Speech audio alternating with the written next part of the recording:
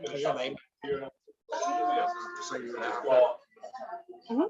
didn't realize I was signing them.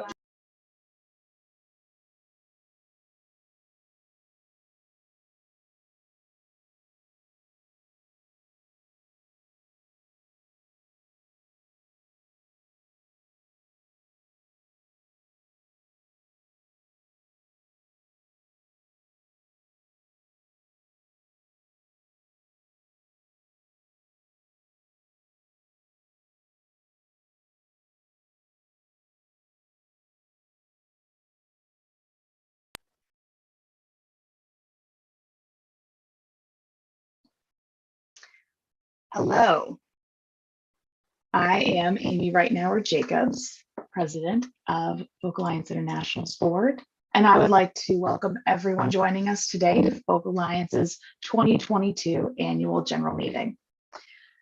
Having verified that we have quorum, which is a majority of the 21-member board of directors, I would like to call this meeting to order.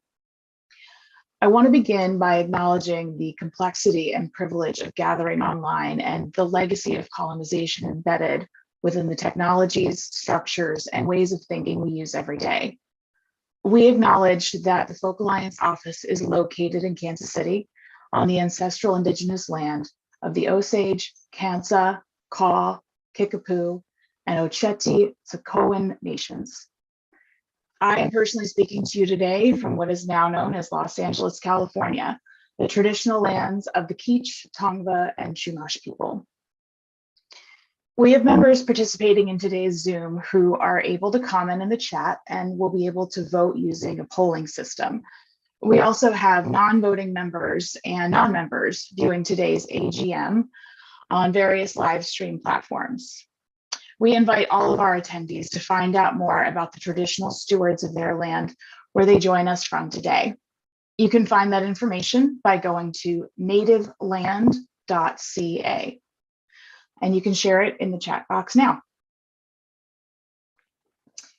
Our first order of business is the approval of our agenda. Since our meeting is virtual, in order to vote for each motion, all voting members present will see a pop-up poll on your screen where you'll be able to select one of the three options. We remind small, medium, and large group membership holders that only the designated official representative should cast the organizer's vote. Excuse me, the organization's vote. For our first motion, I move that we approve the agenda of Folk Alliance International as circulated to the membership in advance, posted on the website and shown here. Do I have a second? I'll second. Thank you. That was Reed Wick, our Vice President. The motion has been seconded by Reed. Is there any discussion or additional business to note? Okay, I would like to move it to a vote. Members, you'll now see a poll. Please log your vote while we take a moment before we display the result.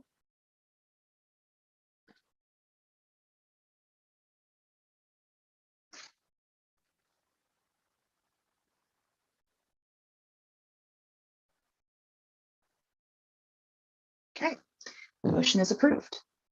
Thank you for your participation. Next, on to the approval of the minutes from the 2021 AGM, which was held online on February 11th, 2021. These minutes were posted on our website and linked in the agenda, which was distributed to all members.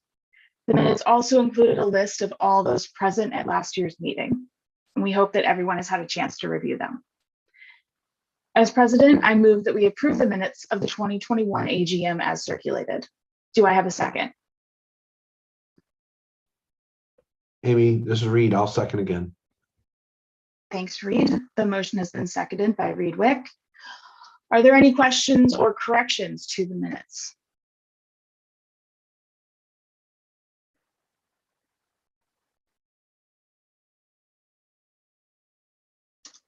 Okay, sensing no notes or questions, we will move it to a vote. Members, you should see another poll on your screen. Please take a moment to complete it before we display the result.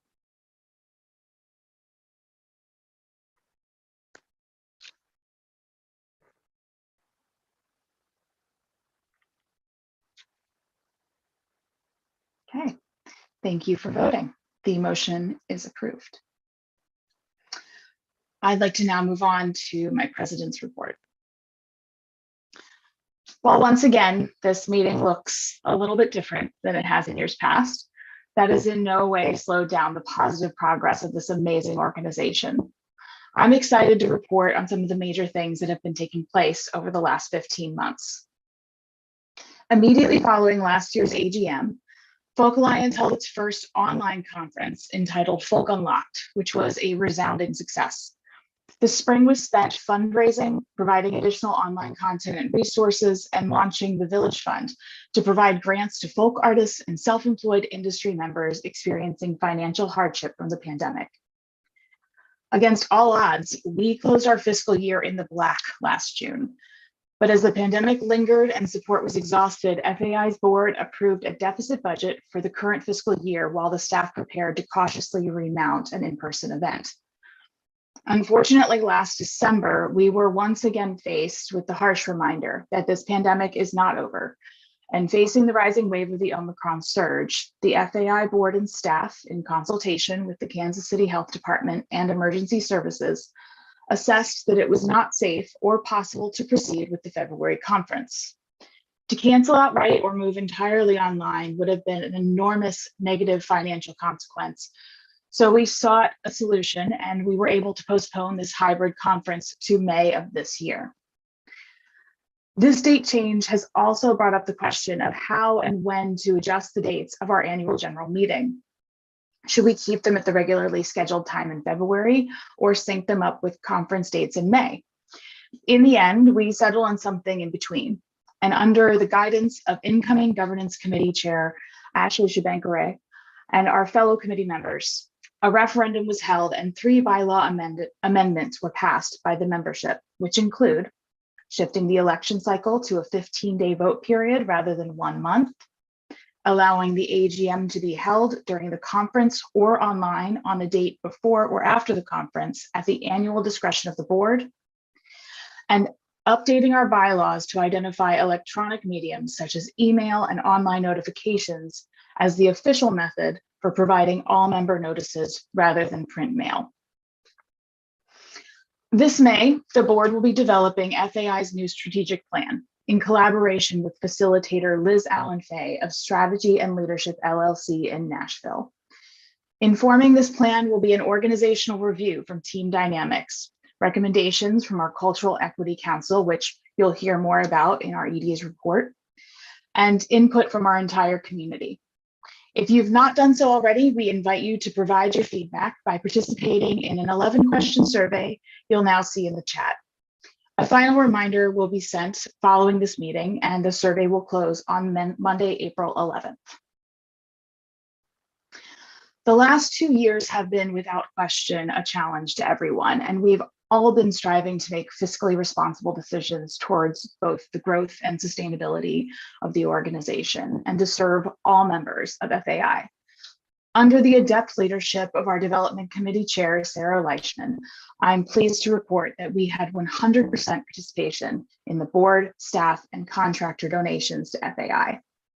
Development and fundraising is an increasingly important priority for the future health of this organization, and the board will be working towards increased fundraising goals throughout the coming year.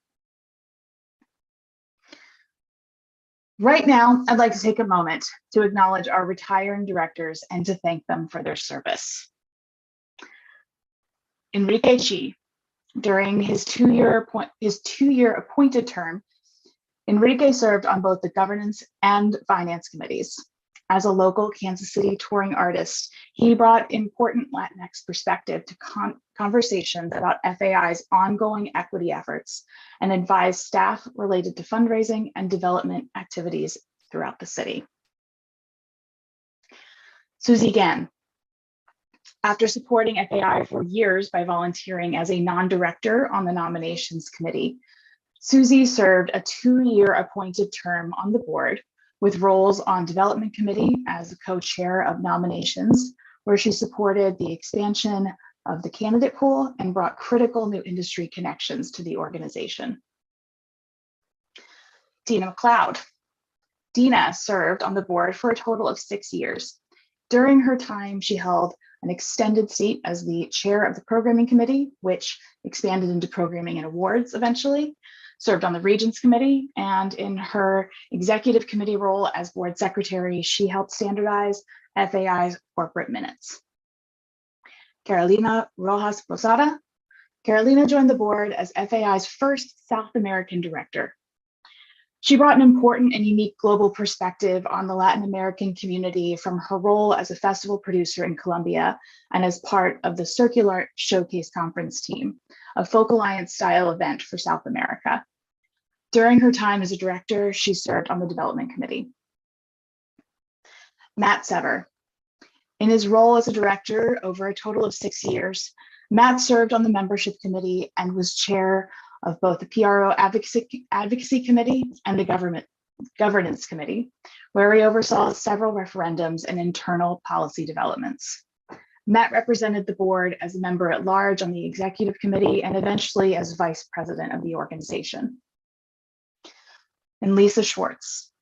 Lisa has served a total of 9 years over 3 elected terms. Lisa was part of the board that hired Angus into the ED role, and during her tenure, she served on the programming committee, was chair of both regions and governance, is currently the chair of the executive director search committee, and served on the executive committee in consecutive roles as secretary, vice president, and president. Please join me in taking a moment to send a big thank you to our amazing retiring directors.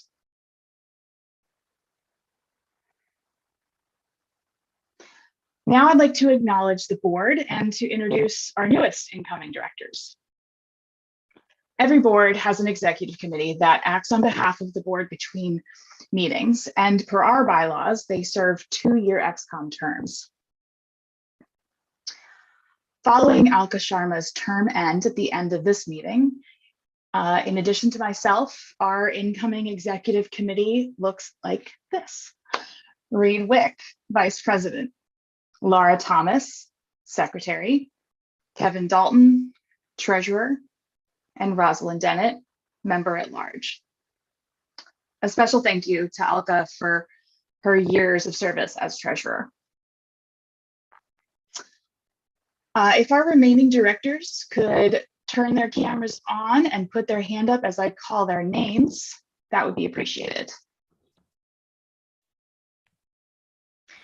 The rest of the continuing board currently includes Catalina Maria Johnson, Michael Kornfeld, Gary Pachosa, Chris Porter, Ashley Shabankare, and Caroline Randall Williams, who sends her regrets that she cannot be with us here today.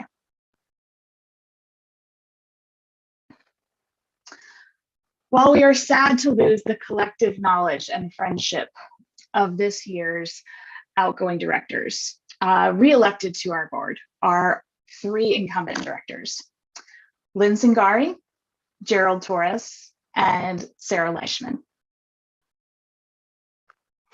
We are also thrilled to welcome an incredible lineup of new faces to the board. These new directors include Iona Fife of Glasgow, Scotland, and Guillermo Subaste of Toronto, Ontario, who will be all formally seated for 3-year elected terms as of the end of this meeting. And joining them for 2-year appointed terms are Ayapa Bendada of Nashville, Tennessee, Brandy Waller-Pace of Fort Worth, Texas, and Ann Powers of Nashville, Tennessee. My profound and heartfelt thanks to all the remarkable aforementioned individuals for their time and dedication. And a special commendation to the incredible staff of this organization, including Angus Finnan, Jennifer Rowe, Alex Mallet, Marissa Kolka, Jared Rivers, Fawn Lies, and Tressa Lapseur for their consummate professionalism and leadership throughout the last 2 years of ever-shifting schedules and dynamics. Thank you. Now, I would like to invite our Executive Director, Angus Finnan, to share his report and updates. Angus. Thank you. Thank you all. and my personal thanks in this moment to all of the exiting directors, and welcome to all of the new. And to everyone who's joined us here today, thanks for taking the time out of busy schedules. And after 2 years of being in online meetings, thank you for your patience with this format. We appreciate you being here. I want to celebrate the Folk Alliance International membership of artists and entrepreneurs and industry members who have persevered and reinvented over this second pandemic year. I'm continually slack-jawed by the amount of time, talent, and passion that each of you give to your respective roles, projects, and communities. We run this organization in service of you, the members, and it's inspiring to see how you have not just survived, but thrived through the past 2 years. And we hope to continue to be of service as we all emerge from what has been a very strange era indeed. A lot has happened since our last AGM 15 months ago, including our own staff's cautious return to our office last summer. But I'd like to summarize a few things from the past year and give a few updates. Firstly, looking at the slide from last year's Folk Unlocked conference, forced by the pandemic to put everything online, we reinvented it as quickly as we could, learned new systems, and managed to pull off a conference that exceeded our expectations in terms of programming, but certainly attendance and interaction, and somehow felt like home again, despite the distance for us all.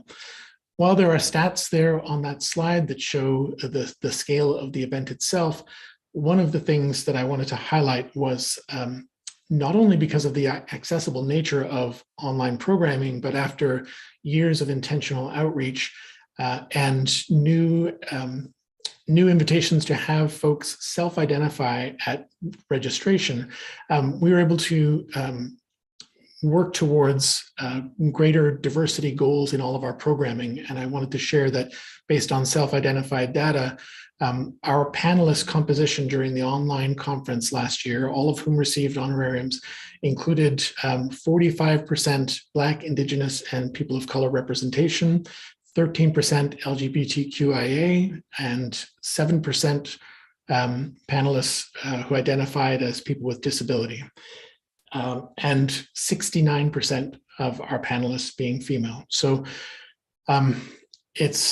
there's still plenty of work to do, but we continue to commit to broadcasting those figures at our year-end reports and in these AGMs as a measure of accountability, and also so that we stay on top of our efforts to ensure that the full community is included and represented in our events and programming.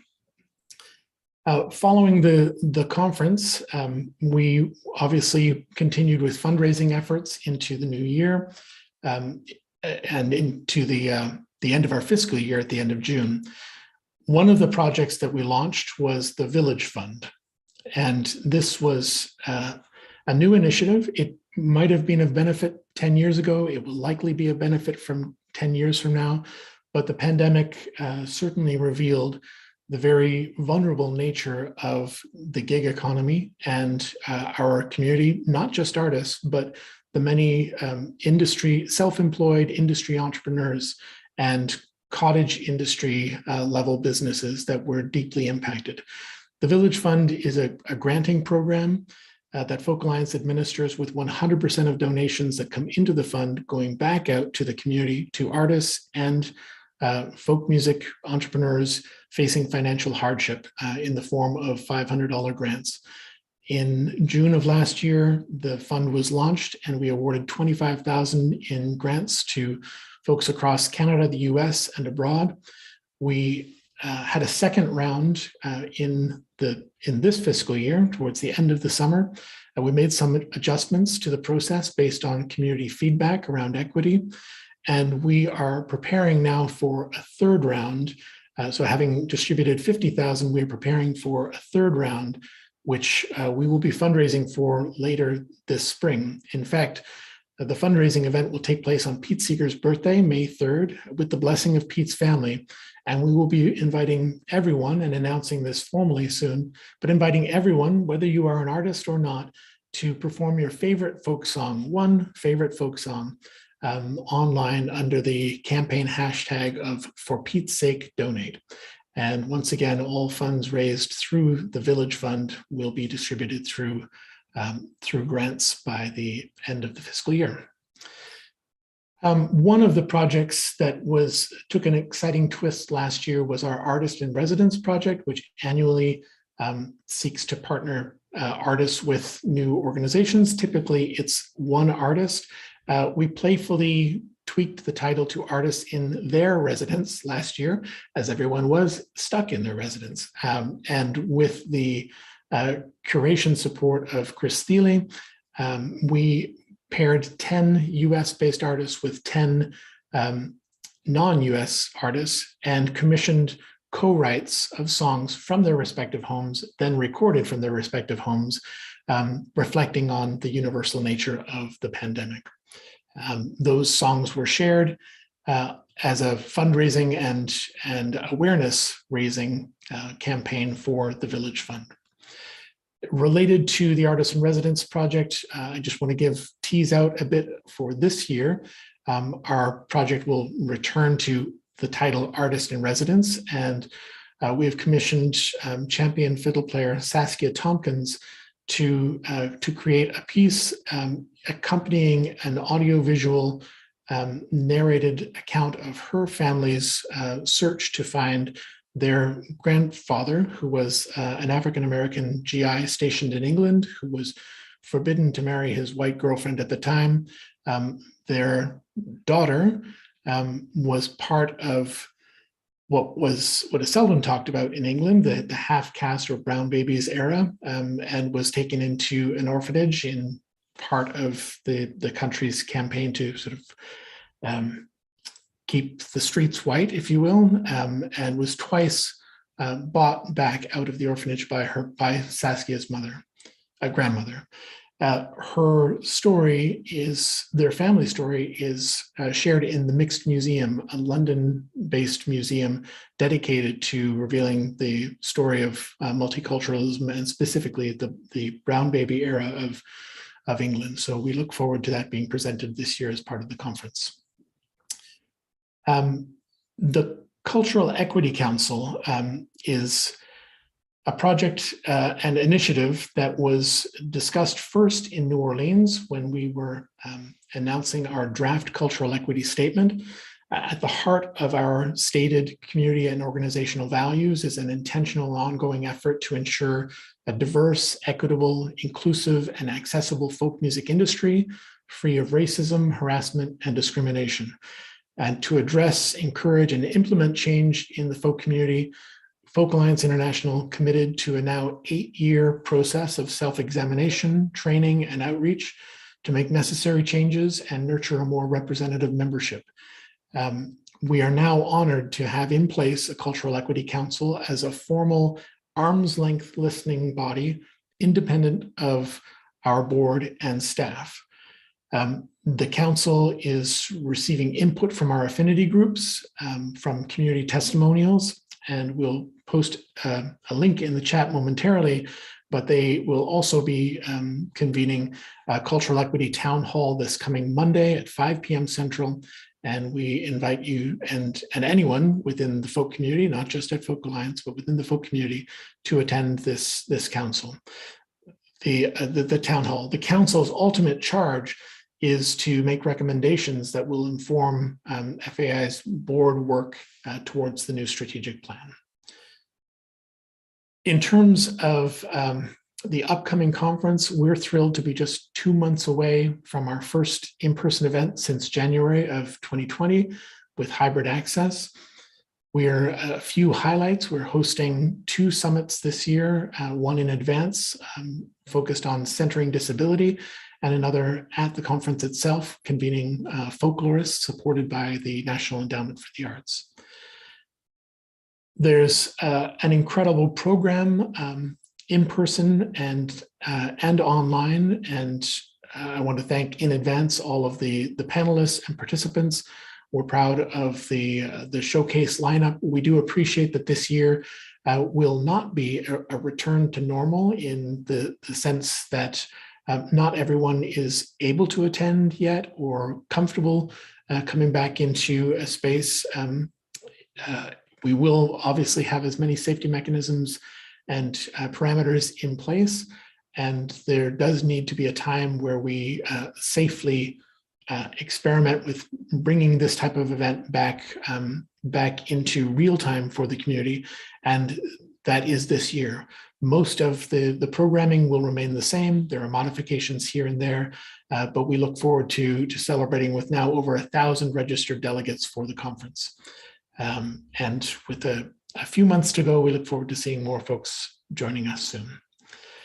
Speaking of conferences, next year, we will once again be in Kansas City from February 1st to 5th, 2023. And the theme of that conference, because we are already planning ahead and you may wish to as well, the theme will focus on sustainability, addressing issues from the climate crisis to organizational stability, succession planning to career longevity. And all of that will happen under the theme title of Facing the Future, Sustainability in Folk Music. While I still have time in my ED role, and certainly will have remarks planned for the conference, for the community at large, this is indeed my last AGM. So I want to acknowledge this community and the membership of Folk Alliance International. It has been the privilege and pleasure of my life and professional career to serve you in this role. And I look forward to being part of the community in a new way after my predecessor is hired. My successor is hired. I'd also like to thank the regional leaders and their boards and staffs.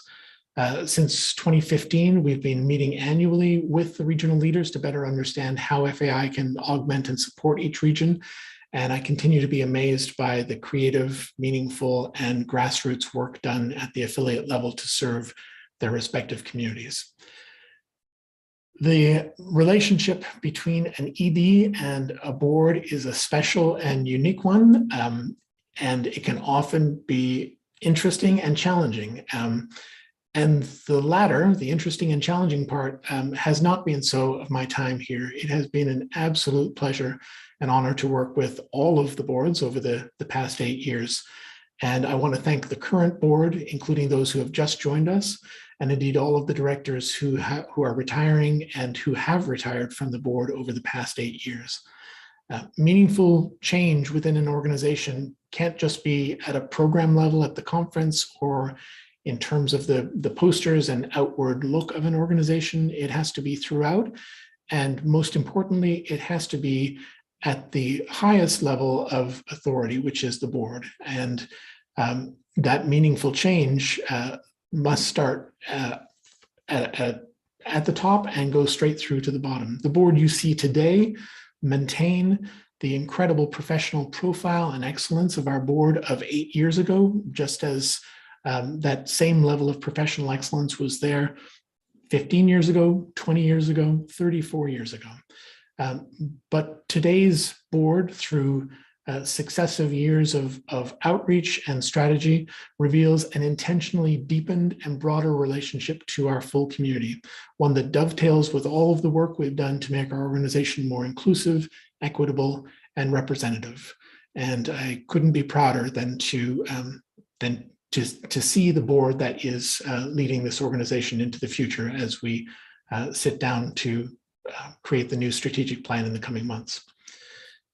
Within the board, there's another special relationship, and that is between the ED and the executive committee, the team that huddles when needed and between board meetings to strategize. And I thank all of those directors who serve that additional role and extra hours, sweat and tears on executive committees over the years. And within the executive committee, there's a special relationship between the ED and the board president. late night calls, humor to gallows humor to get through various moments, strategy, consultation, and support. And I want to personally thank Amy in her current role for her leadership and friendship as president. And I want to extend profound thanks to all of the past presidents I've had the pleasure of serving with during my time in this role. And they include Lisa Schwartz, Matt Smith, Michelle Conceição, and David Hirschland, as well as past presidents Renee Bodie, Val Den, Dan Navarro, and Tom Neff, who were past presidents before my tenure here, but were all of tremendous support to me during my time in this role. Speaking of support, I'd like to address the staff.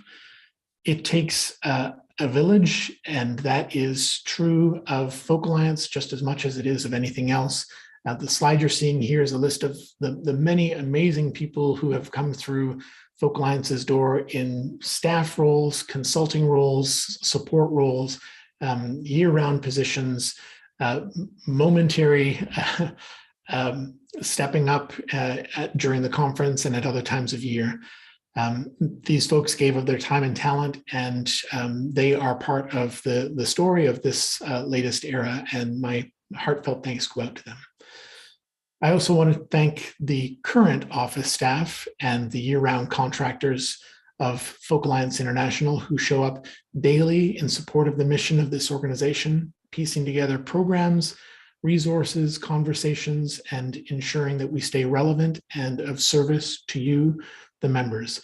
I never imagined that I would have such an incredible group of people to work with as a team, and it has been an absolute pleasure and privilege.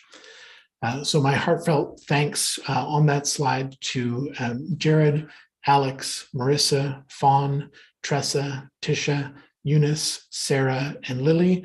And there are certainly other new short-term contractors coming into the mix for the conference who are not pictured there, but equally thanked. And finally, I want to thank Jennifer Rowe, who has been in her role as Director of Operations, my colleague and co-conspirator over the years, in various roles since my first interview in 2014, and more importantly, for her tremendous support and friendship. Our organization would not have been able to achieve half of what we have over the past 8 years, grown as we have, or weathered the storms, if I had not had Jen as my business partner in all of this. So thank you, Jen. It has been an honor. And we have lots to do between this moment of the AGM, the conference, and my final days here in the office when a new ED is hired. So I'll close here. I look forward to seeing you all in person at the conference in May, or online, or somewhere down the road.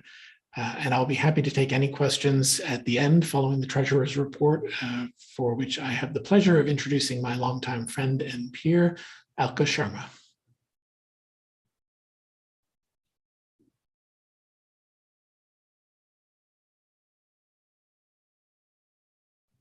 Okay, can you guys hear me? Great. Hi, everyone. I'm here to report on our financial year from 2021, from July 1st, 2020 through to June 30th, 2021.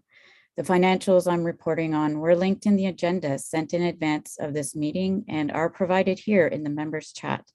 The chart you'll see next is a high-level summary as distributed earlier in our annual report.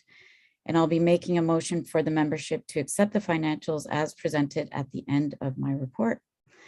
While we are not obliged to present audited financials, it has been our recent practice to do so. However, the audit has been delayed due to pandemic-related internal capacity issues. The final audited financials will be presented to the membership and posted online once they are available later this year, as conducted by MISE CPAs Inc., the Kansas City-based auditing firm that the membership approved at our AGM last year. The financials we are reporting on are in the same format you will have seen from our auditor in the past and are based on our latest conversations with them. FAI's original operating budget for fiscal year 21 was $729,640, over $1 million less than the actual income of the previous year. The budgeted loss was $385,000 due to the first year of the pandemic, but as things evolved, the board approved an amended budget halfway through the year with a reduced loss of $150,000.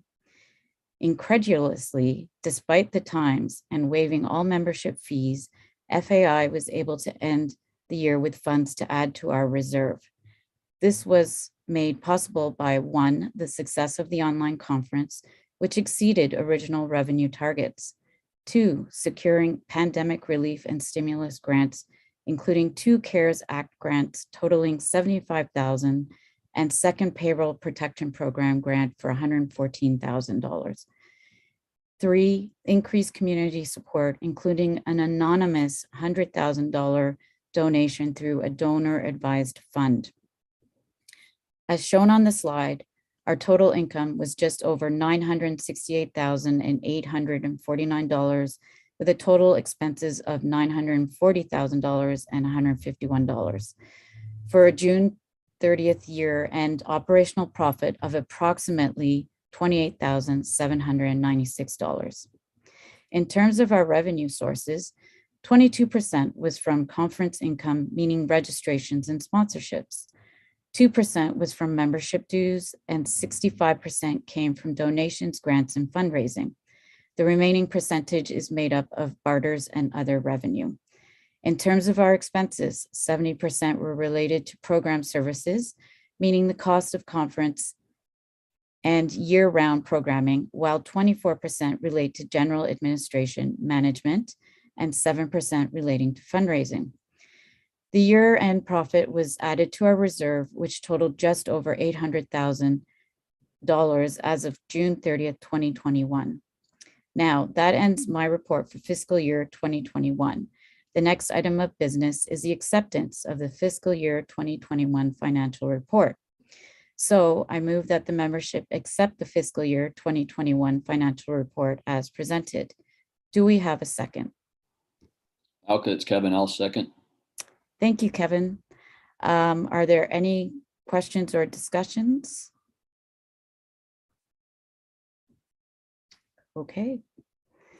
Okay, we'll go to a vote now. Members or the voting designate for member organizations. Let's see here. Please cast your votes in favor, against, or as an abstention when you see the poll on your screen.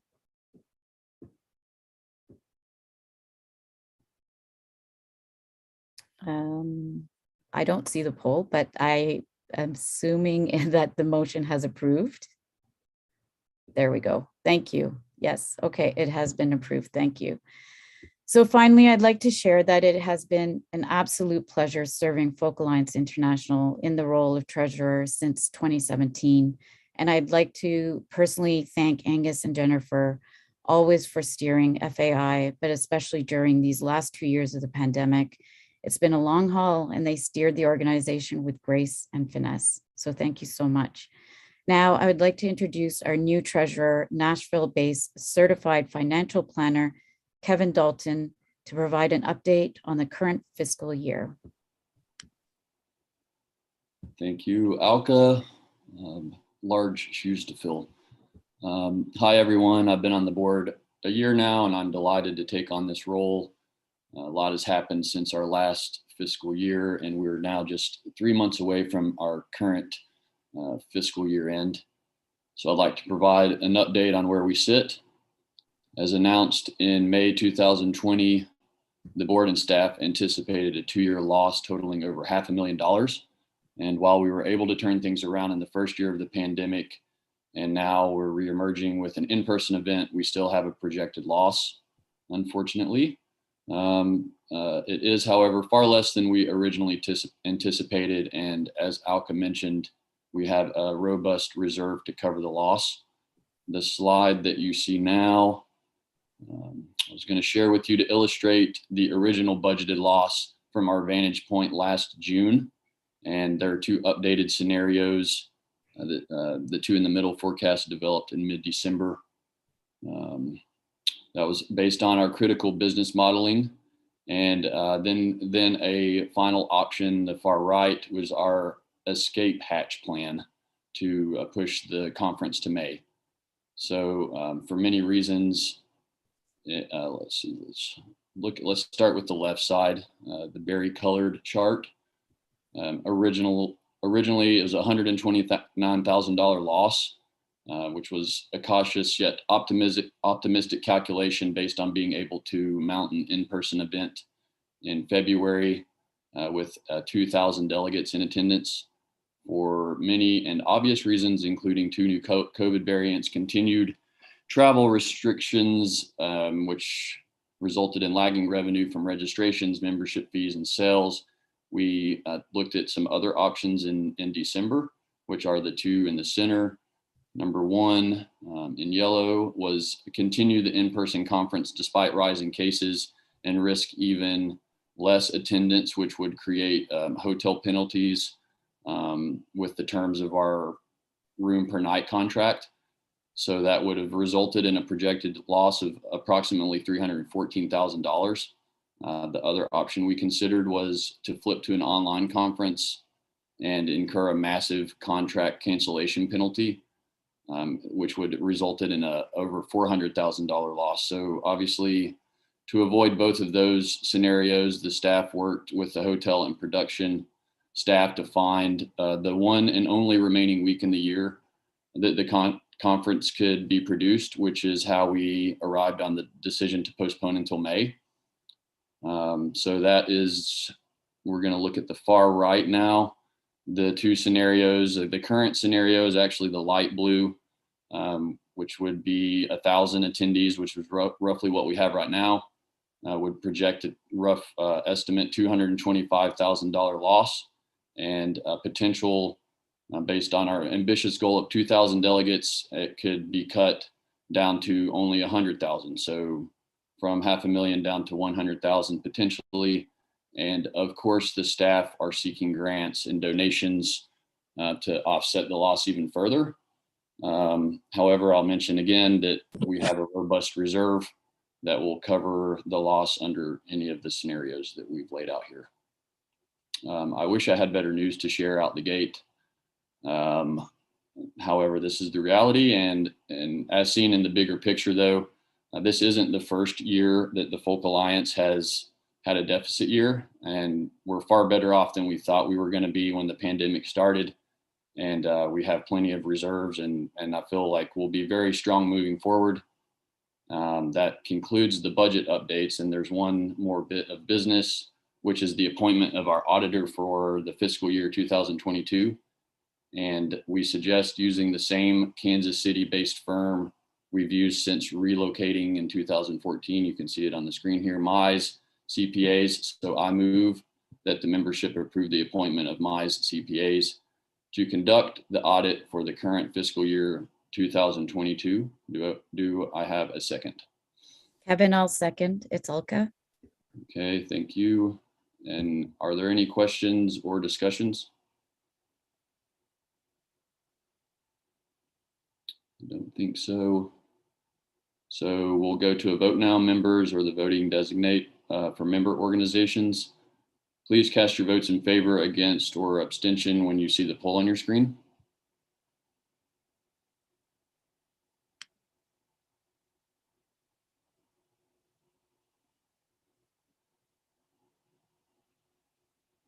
Give it a moment. There we go. Passed in favor. Okay, thank you, everyone.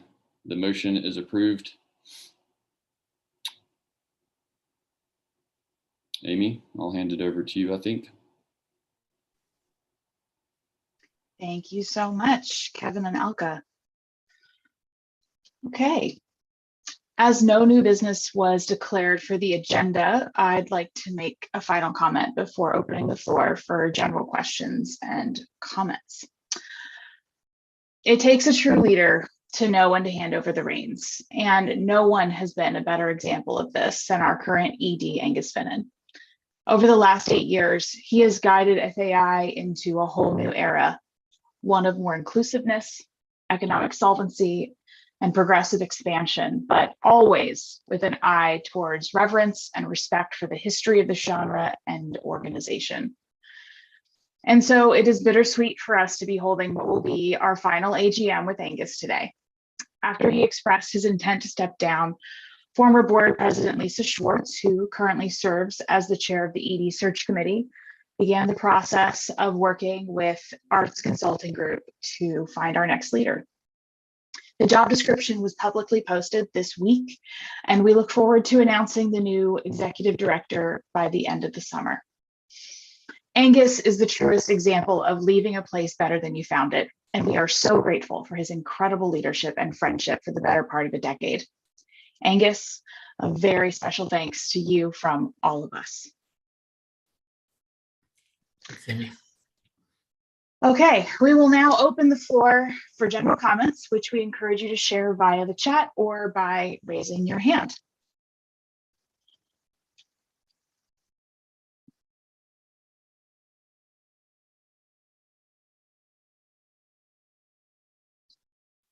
Just give it a few more seconds here in case anyone has comments.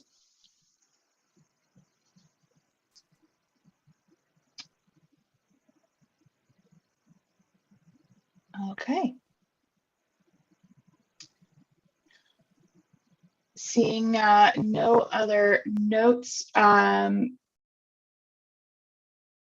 yeah, I believe Angus just addressed your comment in the chat there. Great. Okay.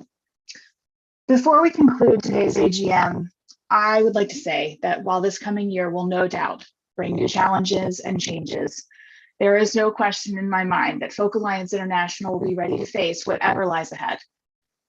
Author and journalist Susan Orlean said, "The reason it matters to care passionately about something is that it whittles the world down to a more manageable size." The reason that we're all here today is because we care passionately about folk music and the people who are a part of it. In a world that often feels overwhelming, unpredictable, and scary, this community is what makes it all manageable. I want to say a special thank you and sincere big thanks to every one of you. You are the reason we're here today, and you are the reason this board will continue to work for you for years to come. Once again, I'd like to thank all the board for being here and their staff for their unwavering service. And a special thanks to all of you, our members and friends, for being a constant source of support and community during these trying times. Do I have a motion to adjourn?